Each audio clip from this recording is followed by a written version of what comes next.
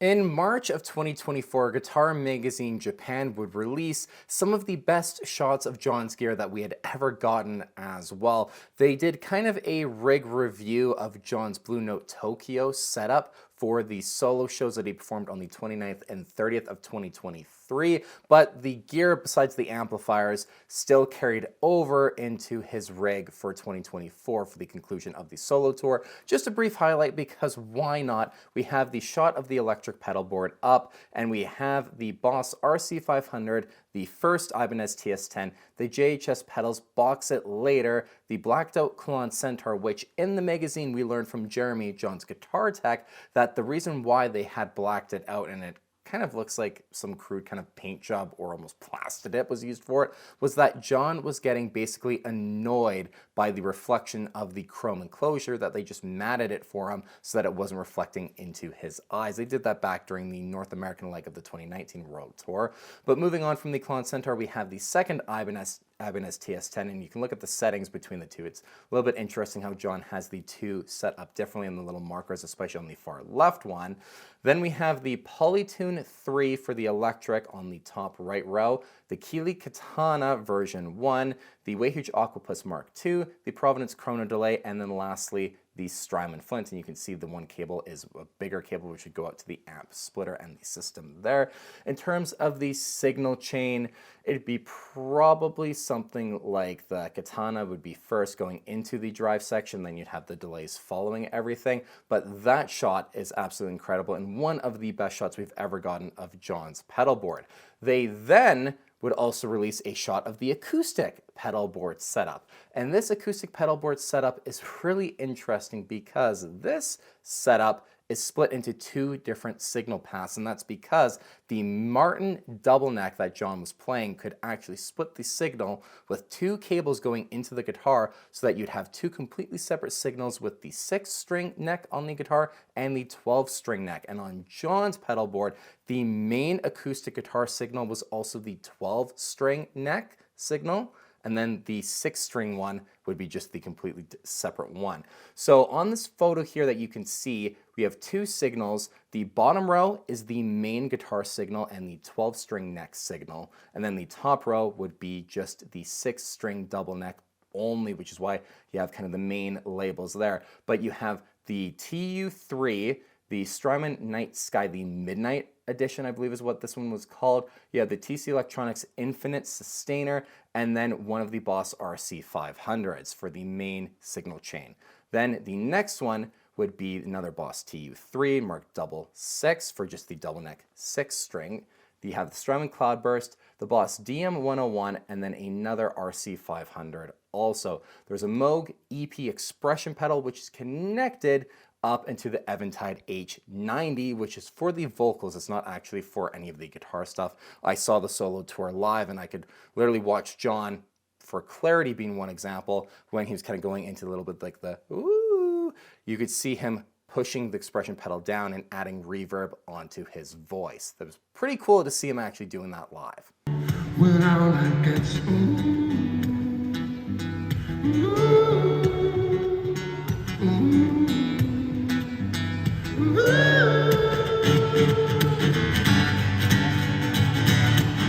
and I will wait to find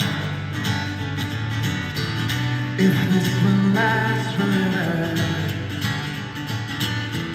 Now the last thing for this shot is that you would see there was a Boss FS5U foot switch. John would use this to actually control the screens in behind him, kind of doing basically everything. He'd play the piano and the guitar at the same time while singing too and doing that changing looping. He was controlling the screens. It was a pretty wild tour, to be honest. I feel very fortunate that I got to witness the solo tour, and seeing it end, well, it's exciting because it means there's room for new tours, a new album. It just also was sad because it was so special. I just feel very fortunate to have seen it on the tour. It's one I personally will look back on very fondly. But seeing these shots of the pedal board was just absolutely amazing. Getting just the information behind them too. It was really just great to get this finally. Now, the last piece for the solo tour that I will mention is that I personally think we got the best performance of Assassin John has ever done at the Ziggo Dome in Amsterdam. The acoustic looping that he does at the beginning that goes throughout the song, it's incredible. He does a little guitar solo too. I did a whole video on just this performance, but I'll play a little bit of it for you guys because I just thought it was absolutely incredible, and it's still a performance that I listen to quite frequently.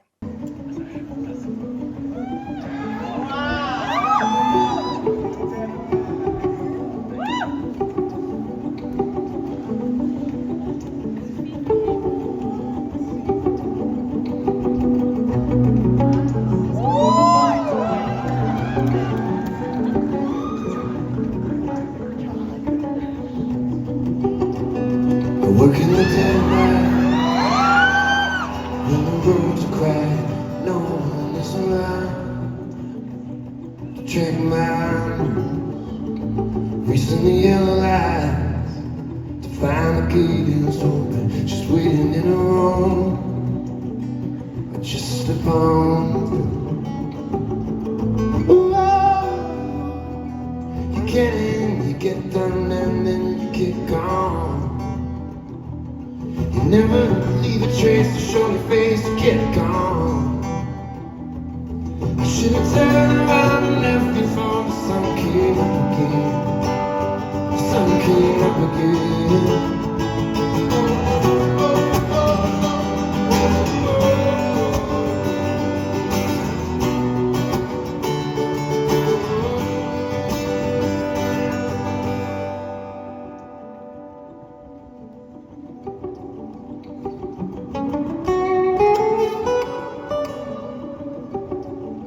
Into the moonlight, to find the day is better. The curtains in the wine, in the little while. Oh no, I'm not alone. Her head is heavy on me. She's sleeping like a child. What could I do? You get in, you get done, and then you get gone. You never leave a trace to show your face, you get gone. You should've turned around and left before the sun came up again. The sun came up again. I was the king, I was the best they'd ever seen. I've seen your heart before you ever think. I'm an assassin and I had a job to do. Little did I know that girl was an assassin too.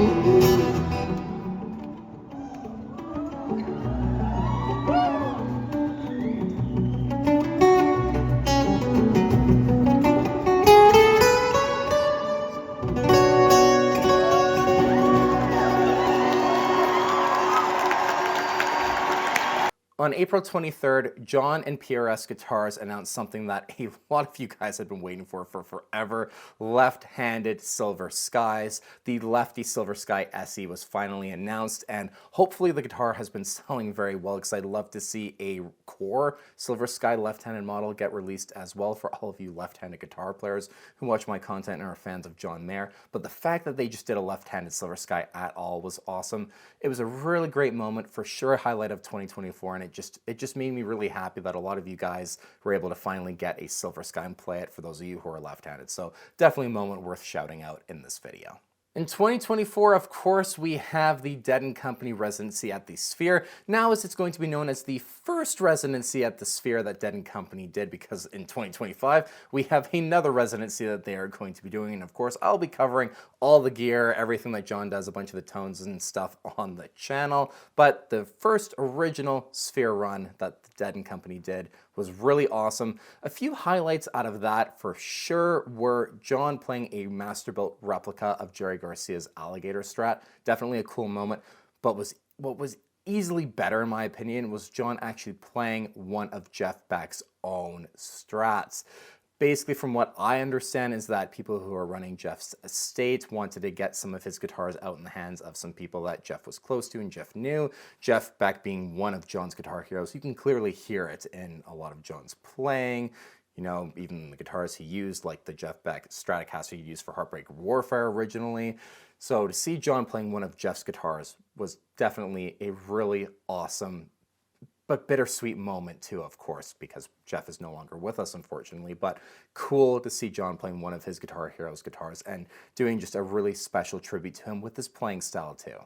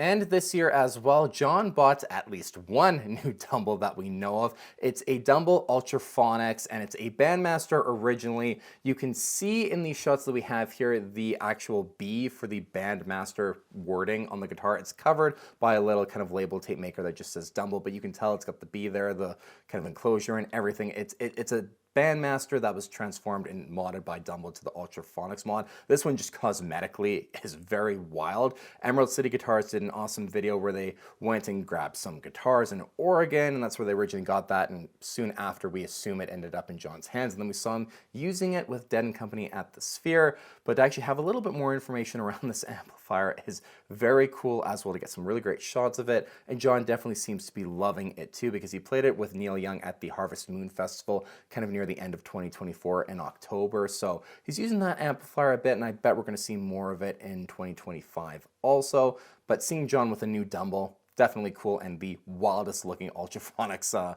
or dumble amplifier I personally ever seen. I haven't seen anything that has even just like the actual like word plate that says Ultraphonics, and the knobs all changed out, the alligator grill cloth. It's pretty wild. It's always a good sign. Right when I got here, a dumble Ultraphonics, taking that home, which is awesome. A couple other cool boutique amps. Yeah, the last one we had of these like lasted a day, but that just has the vibes. Got the cool black gator skin grill cloth, and yeah, man. And just for fun, let's take a look at John's Dead & Company Sphere pedalboard. It's just the massive spaceship of a pedalboard we've seen John kind of slowly start to using kind of near the end of Dead & Company's touring life at least, and then he brought it with them to the Sphere, and there were some different additions and changes to this board as well. Starting off on the front row, we have the Shins Music Perfect Volume pedal, then we have the Exotic XW1 wah pedal, TC Electronics Polytune 3, Ibanez TS10, the Exotic Super Clean, the JHS pedals box it later, the Exotic Super Sweet, you can tell by the red enclosure that you see there, and then the slide rig is what I believe that Origin Effects pedal is, and then there's a Moog EP3 expression pedal lastly on the front row. Going up to the second row, there's actually a orange pedal, or at least what looks like an orange pedal sideways above the Exotic XW1 wah. It could be a JHS Prestige, but the color, at least to me, makes it look like a Phase 90, which Phase is an effect we've seen John using just so much with Dead & Company, so to not have a phaser on this pedal board would be just a little weird in my opinion from just his history of pedals he's been using with Dead & Company, so I personally lean to it being a Phase 90. Then there is the Boss OC3, another Exotic Super Clean, so two Exotic Super Cleans, the Electro Harmonix Qtron Plus, the Wayhuge Aquapus Mark II, and then the Klon Centaur rounding out the second row. Moving up to the first row, we have the 29 pedals Una, the Source Audio Programmable EQ, the very first version. There is the Exotic, the Exotic X Blender. I forgot what that thing was called for a moment there. That's a pedal we've kind of seen John using, at least starting off in 2016. He had it on kind of a random pedal board, and then we saw it get placed in the rack during Dead & Company's final tour, and then now it's actually just on the pedal board. Next is the Boss CE2, the blacked out kind of version we saw him using during the Sob Rock tour. And then there is the JHS Pedals Artificial Blonde, then the Korg SDD 3000, an insane delay pedal. I've always wanted one of those. I'm a big fan of the Edge's guitar tone, and then seeing John with one of those, I just was like, all right. Eventually, one day, I hope to own one of those units, even for just the preamp inside of it. Just there's a lot of magic behind those units. I know the original rack units are where, you know, there's great debate between the kind of more pedal format unit and the rack units, but this version I think I would love to have, and I think it would sound just crazy. This is probably one of the wildest delay pedals we've ever seen John using. Then lastly, for the pedal board, we have the Strymon Flint closing out the Sphere Residency pedal board. And with the Dead & Company Sphere Residency, something that was just pretty cool to see John do is the fact that he had injured his left index finger. He said it was in a truck door, so I assumed he slammed it in a truck door and it got caught, and that'd be really painful. He posted to his Instagram this photo where he talked about how he spent every day practicing guitar using his other 3 fingers, and he thinks it has it sounding pretty good, and it's his responsibility to return to the stage each night without screwing up the equipment, being himself, and he was sorry for the misadventure, but he was going to prevail and perform. We would see a bit of a change up in terms of the guitars, most notably the Brent Mason Custom Shop Telly that John had used for some recording on Sob Rock, and really live at the Rise for the River performance with Bob Weir. I believe was the only other time off the top of my head we've seen him use it live. But he actually performed with that, and maybe because of the B-bender that it had, it just made it a little bit easier for him to actually use and bend, and maybe just a bit of an easier playing guitar for him too, since he's got such massive hands as well. Maybe the neck profiles were something he just was looking to kind of aim for something a little bit easier for him to play with only 3 fingers, not his index.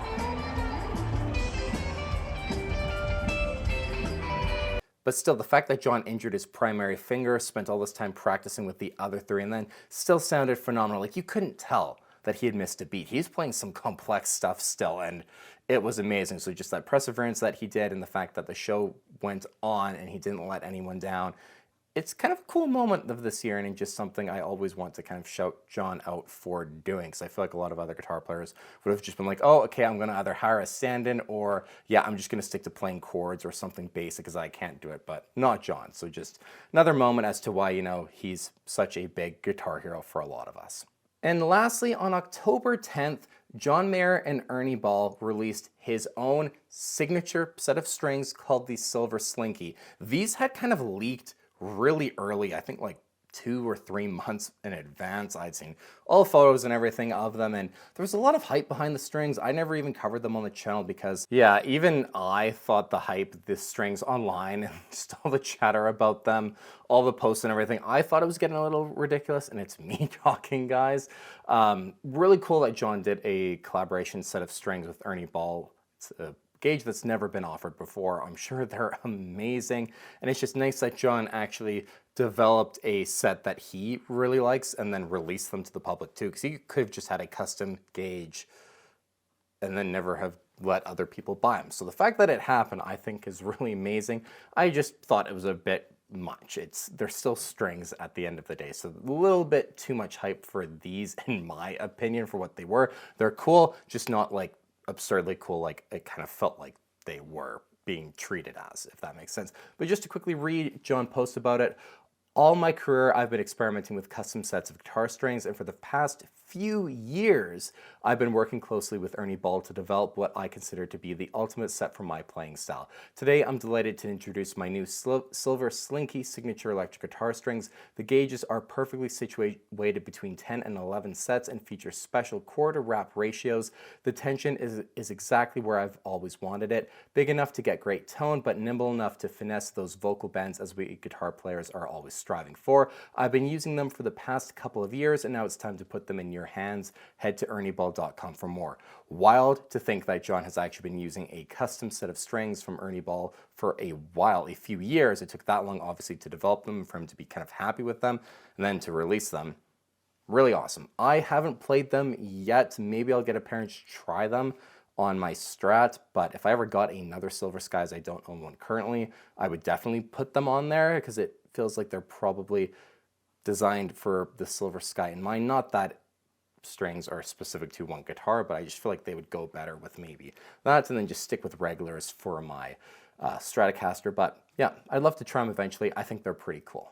And there you guys go. I just thought it'd be fun to highlight some of the cool things we saw in 2024. Of course, this wasn't everything, but I wanted to kind of condense what I think are the main highlights of the year into one video. I hope you guys have a fantastic New Year's celebration, and 2025 is going to be just an awesome year, I think, for John Mayer Gear. We're going to have a new album coming out, I'm sure of. Hopefully, a new tour being announced, another Den Company Sphere residency, some more guest appearances too, hopefully. So it's going to be an exciting year. I'm going to cover it, of course, on the channel in depth. As always, you guys can count on me to do that. And I just hope you guys have a great New Year's and a great 2025. And I will see you all in 2025. Take care, everyone.